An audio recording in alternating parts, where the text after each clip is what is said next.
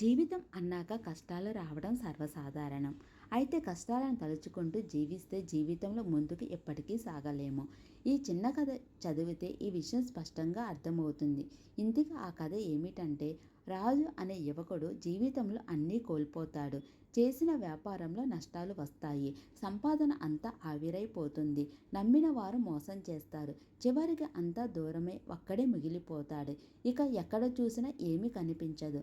చావు ఒకటే తనకు దిక్కు అని అనుకుంటాడు. ఊరి చివర్లో చెరువులోకి దూకి చనిపోదామని అనుకుంటాడు.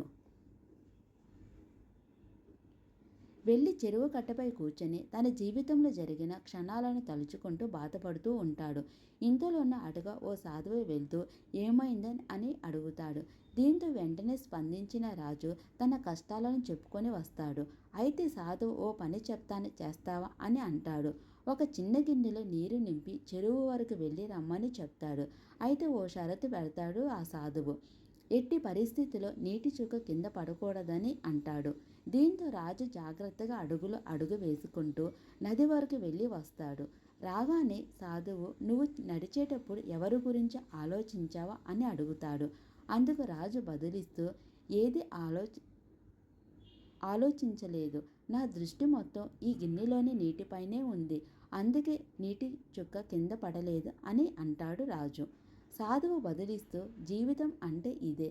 నువ్వు నీ లక్ష్యంపై దృష్టి పెడితే నిన్ను ఎవరు విమర్శించినా, ఎంత విఫలమైనా, ఎన్ని కష్టాలు వచ్చినా అవన్నీ కనిపించవు.